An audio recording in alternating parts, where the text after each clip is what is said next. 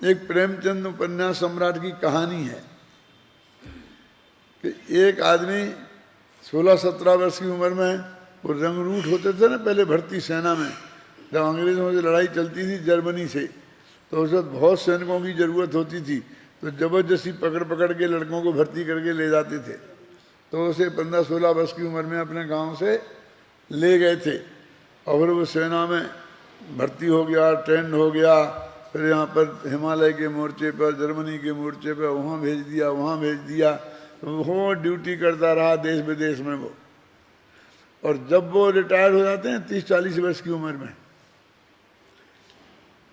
जैसे क्रिकेट के खिलाड़ी रिटायर हो जाते हैं ना जल्दी हैं, ऐसे सैनिक भी रिटायर हो जाते हैं, क्योंकि वो दौड़ने लायक, ऐसे मेहनत करने लायक नहीं रहते हैं शरीर, तो उन्हें पेंशन दे देते हैं, जाओ अपने घर।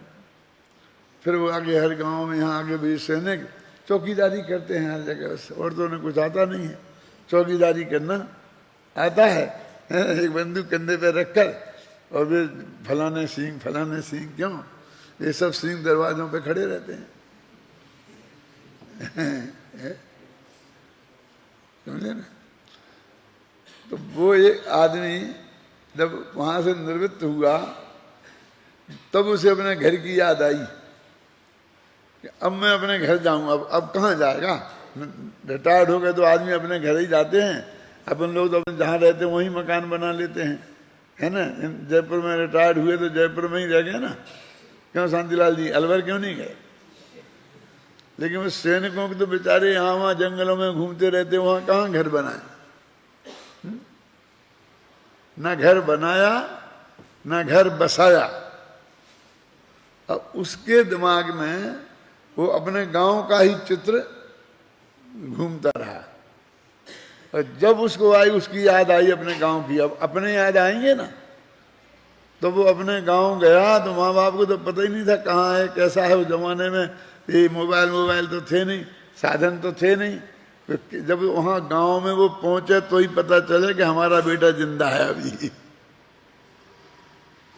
तो प्रेमचंद ने वो कहानी लिखी कि वो जो अपने गांव में गया तो ना तो माँ बाप मर चुके थे, कोई परिवार का वहाँ था नहीं, उसके मिलने वाले दोस्त मित्र जिनके साथ वो खेला करता था वो कोई नहीं थे, और थे तो उनने किसी ने उसे पहचाना नहीं।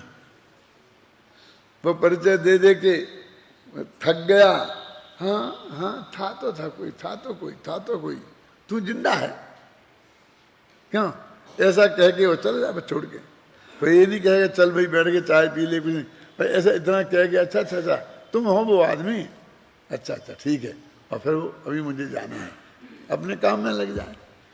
तो वो ये देखे, यहाँ एक चबूतरा था, यहाँ एक पेड़ था, इस पेड़ की शाखा पर मैं चढ़ा करता था, इस पेड़ की शाखा से मैं झूला करता था, बहुत सारे गांव में घूमा। उसे वो सोचता था मैं वहीं जाके बसूंगा, लेकिन एक दिन काटना मुश्किल हो गया उसे।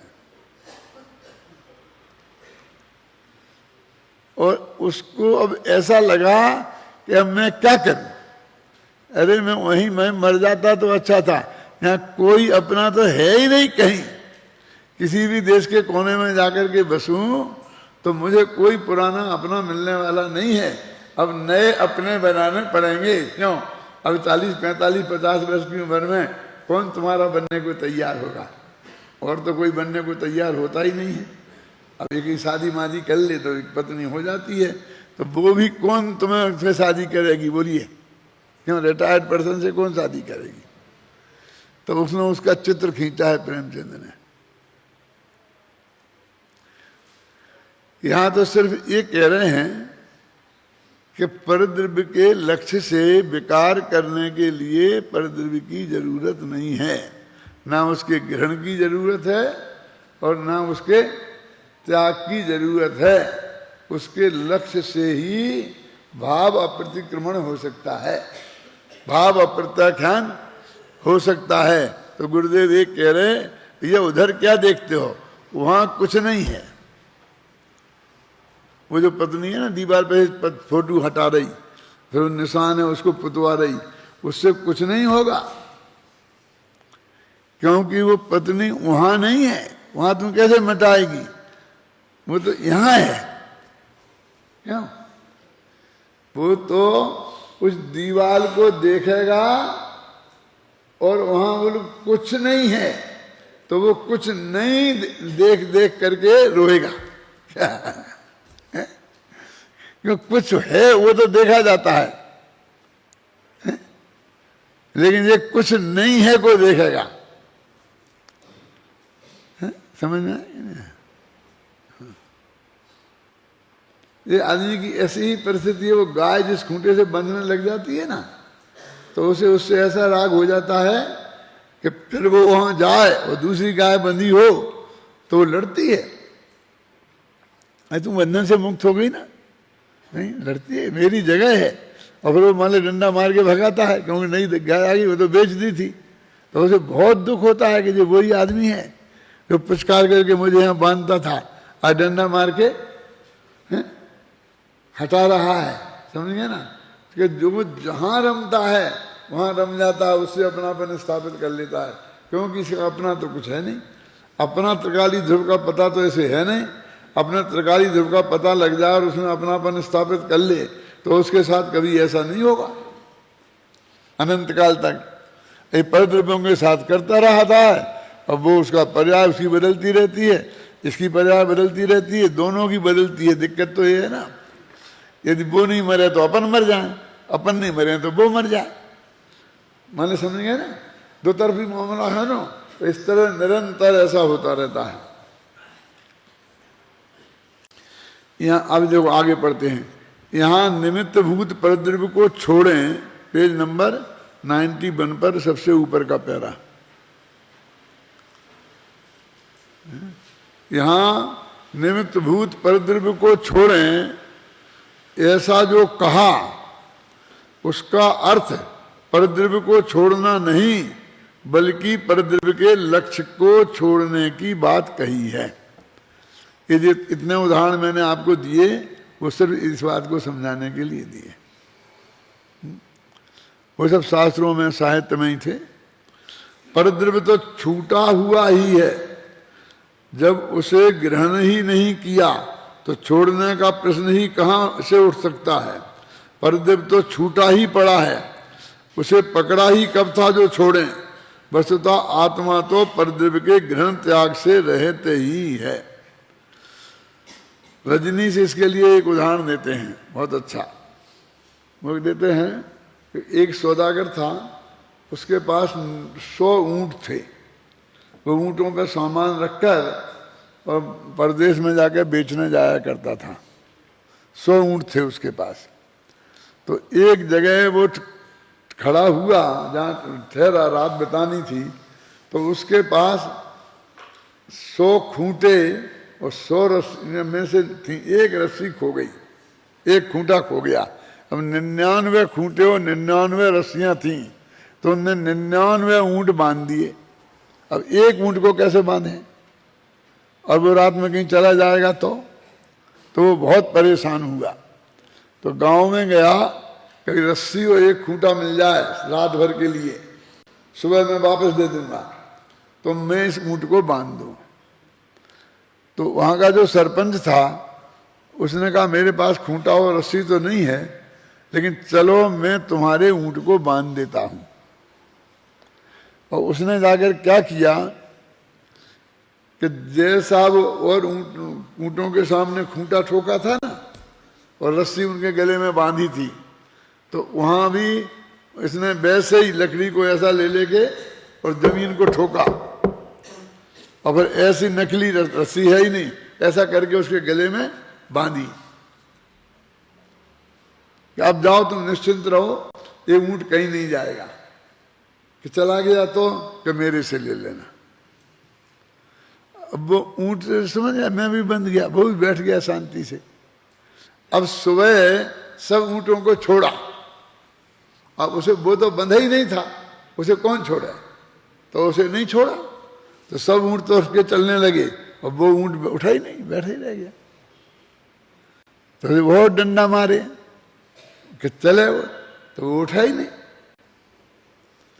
तो वो समझा कि उस सरपंच ने कोई जादू मंत्र से इसको कील दिया है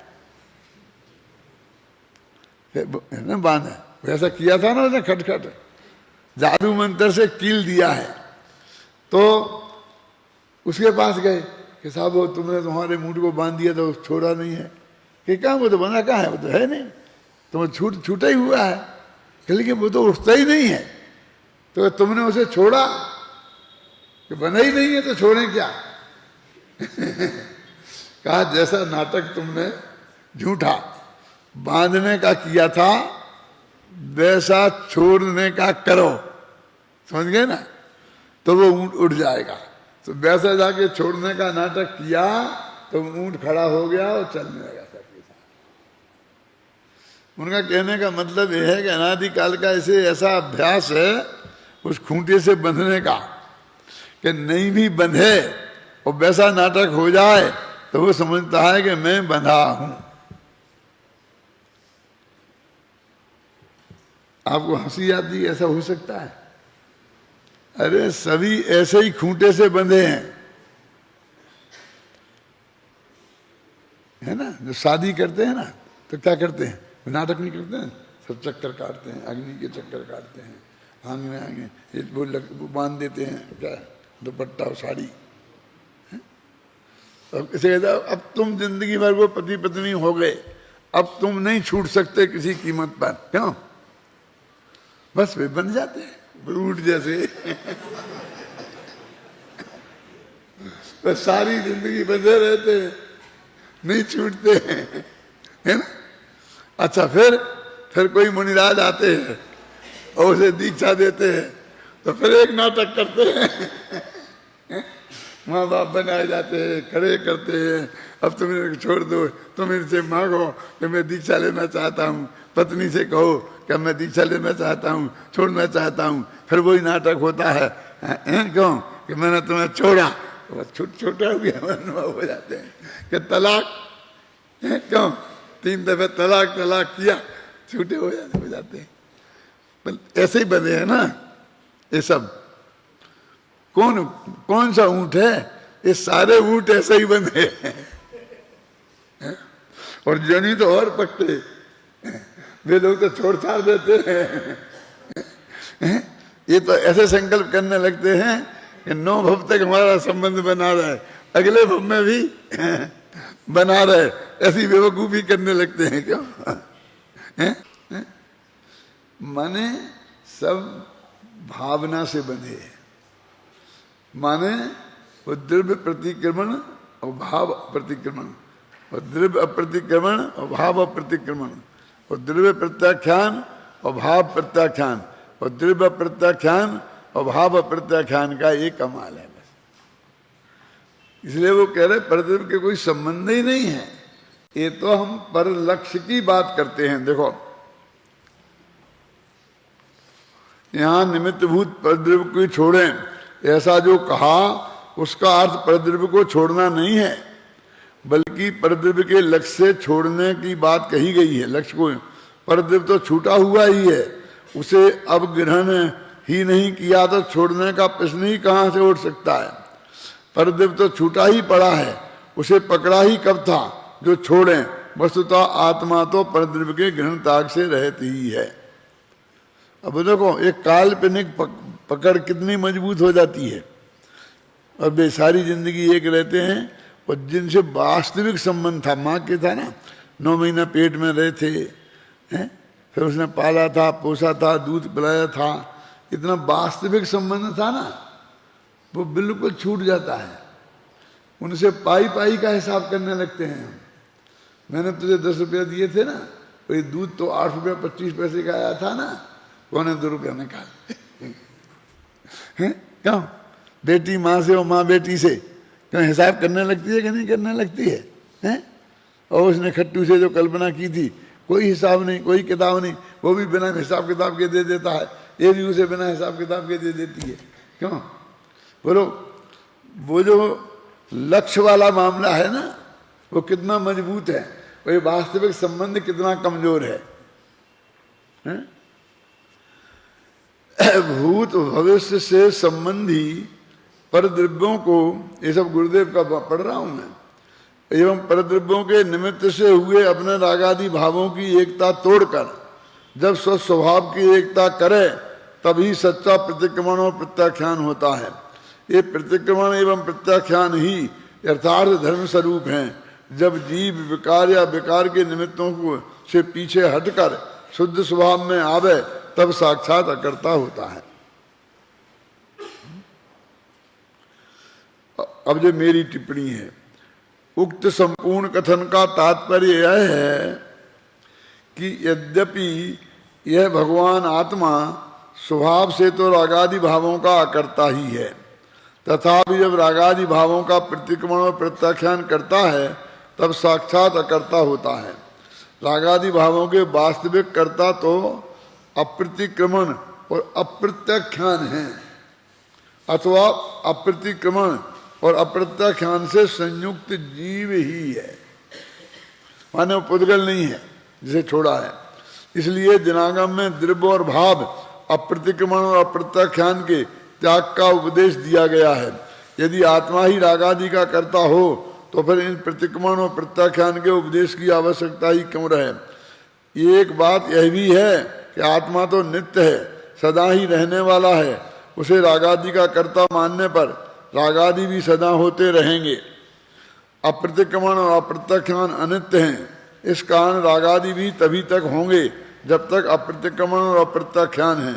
इनके अभाव होने पर रागादि का अभाव भी हो जाएगा, जो सभी को इष्ट है। माने नित्य कर्तृत्व का प्रसंग आया था ना, तो कभी छूटेंगे नहीं वो। और ये पर्याय के साथ है तो पर्याय तो बदल जाएगी, तो छूट जाएंगे।